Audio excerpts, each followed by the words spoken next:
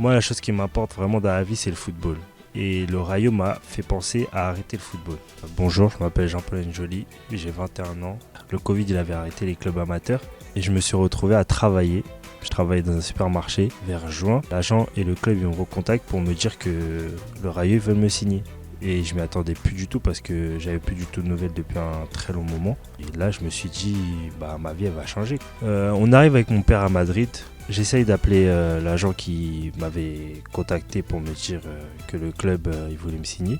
Aucune réponse. Avec mon père, on se pose beaucoup de questions, mais mon père, il est pasteur, il est très croyant. Il me dit que ça va aller, on n'est pas là pour rien. Donc on prend notre taxi, on arrive au club. Tout le monde nous accueille bien, tout le monde savait que j'arrivais. Premier jour, deuxième jour, on voit que l'agent il ne répond pas. Et le club, au bout du deuxième jour, il nous donne le contrat. Moi, personnellement, j'étais prêt à signer directement. Mais mon père, il me dit que non, c'est pas comme ça que ça se passe et qu'il faut toujours tout lire. Et entre-temps, mon père, il sortait beaucoup. Mon père, il a rencontré quelqu'un dans un café et en l'occurrence, c'était un agent très réputé à Madrid. Il était venu voir nos entraînements et il a commencé à discuter avec mon père. De fil en aiguille, ils ont continué à discuter. Et mon père, il a parlé de ma situation. Il lui a dit que mon ancien agent ne répondait plus et qu'il fallait que quelqu'un l'aide à lire le contrat. Moi, j'étais pas au courant que eux, ils n'avaient pas signé le contrat. Je pensais que j'étais sous contrat avec eux. Au bout de 1 mois, ils m'appellent et ils me disent il va falloir venir signer un contrat parce que on a changé une petite chose sur les détails du prêt au cas où tu pars en prêt. Donc moi, je me dis pas de souci et tout. Je récupère le contrat, je le ramène à mon agent et il y avait tout qui avait changé dans mon contrat. Ils ont baissé mon salaire tout en augmentant ma clause libératoire, ce qui est illogique. C'était impossible à signer pour moi. Il y avait beaucoup trop de clauses qui étaient contre moi. Ils ont changé les conditions de mon appartement. Il y avait un appartement offert par le club. L'appartement était bien. Au bout d'un moment, ils nous appellent pour nous changer d'appartement. Et là, on arrive dans un appartement avec 5 joueurs. Il y avait des canapés, c'était impossible de s'asseoir dessus.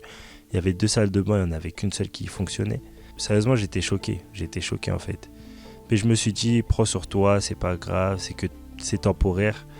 Ici, t'es là pour le football et puis c'est pas grave. On avait une dame de ménage qui venait faire la cuisine et le ménage et le club la payait plus, ça veut dire qu'elle venait plus.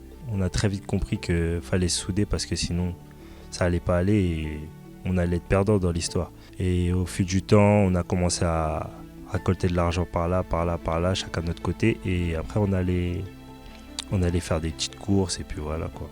C'était tout en ça, je demandais de l'argent à mon père, à mon frère et puis dès qu'il pouvait il m'aidait quoi. Sinon j'étais là et puis je faisais comme je pouvais quoi. Aujourd'hui à qui j'en voudrais le plus? Au directeur sportif, Juan Pedro Navarro de son nom. Depuis qu'on les a attaqués en justice, il a toujours fait comme si il n'était jamais venu me voir en France, comme si il n'avait pas envoyé une lettre au club pour aller en essai, comme s'il n'avait jamais proposé un contrat. Je me dis que c'est une personne vraiment, vraiment, vraiment malhonnête. Moi, la chose qui m'importe vraiment dans la vie, c'est le football. Et le Rayo m'a fait penser à arrêter le football.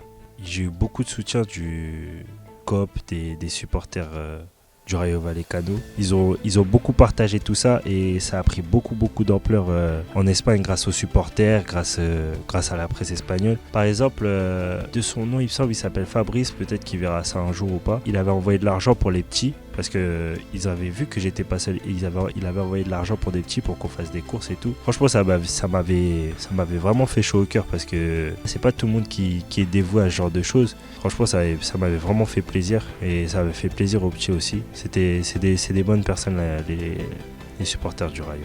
Moi, je m'attends au moins à des dommages et intérêts. Je suis resté 2 mois et demi quand même au Rayo. Vous voyez, les autres, ils étaient payés. Moi, j'étais pas payé. Je comprenais pas pourquoi. Au moins être payé les 2 mois que j'ai travaillé là-bas. Que ça serve de leçon au Rayo. Que ça serve d'appui à d'autres joueurs peut-être qui vivent ça. On voit un club qui est 5e de Liga, 4e de Liga. Mais là, à l'intérieur du club, c'est l'anarchie. C'est l'anarchie.